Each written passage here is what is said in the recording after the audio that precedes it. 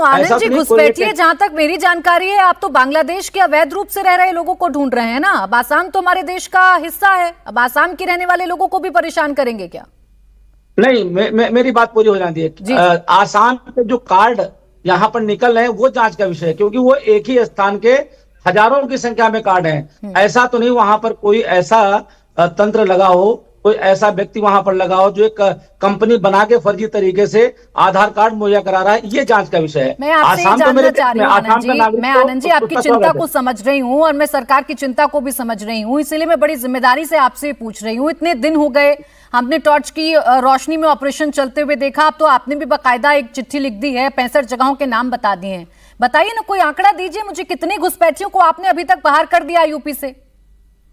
देखिए, अब इस पर कार्रवाई जब यूपी में प्रारंभ हुई है, लखनऊ महानगर से अब ये प्रारंभ यदि हो रहा है, मैंने चिट्ठी दिया है, जब भी जिलाधिकारी महोदय एक जांच करके भेजेंगे। मैंने अपने जो कार्यकर्ताओं के माध्यम से यह लगभग आंकड़े निकाले हैं, तो लगभग 50,000 के करीब घुसपैठी लखनऊ सीमा के अंदर हमारी जानकारी में 50,000 घुसपैठिए आपकी जानकारी में हैं और आप लोग खामोश हैं। सब चिट्ठी लिखने से काम हो जाएगा क्या? भाई सरकार आपकी है, प्रशासन आपका है, इन 50,000 को निकाल कर बाहर करिए।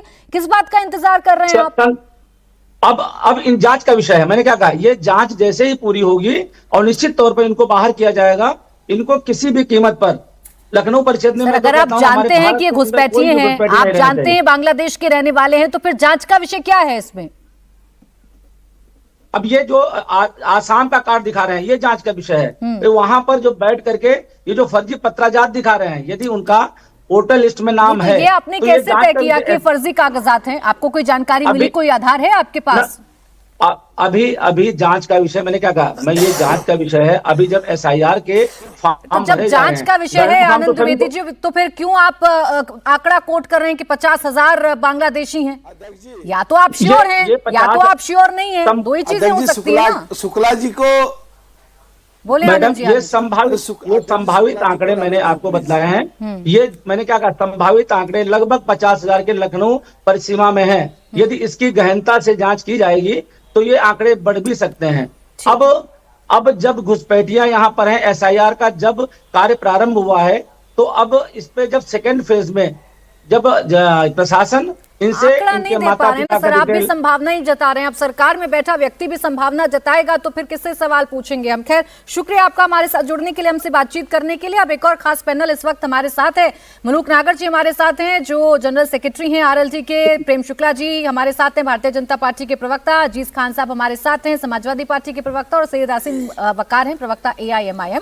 आप सभी का भी बहुत स्वागत है। अजीज खान साहब, आप सुन रहे हैं ना, चिंता है भारतीय जनता पार्टी को, बाकायदा आंकड़ा, बाकायदा सूची जो मेरे हाथ में है 65 जगहों की, वो सौंपी गई है बीजेपी के द्वारा। आप भी चाहेंगे कि कोई अगर गलत तरीके से लखनऊ में रह रहा है तो उसके वोट से तो आप ही नहीं जीतना चाहेंगे, तो होने दीजिए, ड्राइव चलने दीजिए, करने दीजिए कार्रवाई, दिक्कत कहां आती है?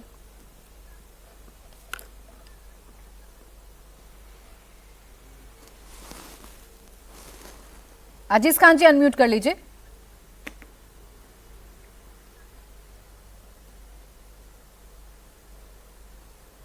आवाज आपकी नहीं आ रही है अजीज खान जी, मैं आपके पास लौटूंगी। यही सवाल मैं असीम वकार साहब आपसे पूछना चाह रही हूँ, विपक्ष के तो आप भी साथी हैं, इसका जवाब आप भी दे दीजिए कि जब भाई आंकड़ा है बाकायदा 50,000 आंकड़ा कोट किया जा रहा है बीजेपी के नेताओं के द्वारा, एक सूची सौंपी जा रही है, तो आप भी चाहेंगे असीम वकार साहब हमारे देश में खासकर लखनऊ में अगर कोई अवैध तरीके से रह रहा है तो वो बाहर हो जाए, साथ देंगे ना सरकार का इसमें? नहीं, देखिए, अगर मैं भी मुख्यमंत्री या प्रधानमंत्री बन जाऊंगा तो अवैध नागरिकों पर लगाम मैं भी कसूंगा, लेकिन मेरी जो लगाम होगी वो भारतीय जनता पार्टी और उनके नेताओं से अलग होगी। मेरी जो लगाम होगी, मैं जो विदेशी नागरिकों को जो अवैध तरीके से रह रहे हैं उनको ही पकड़ूंगा।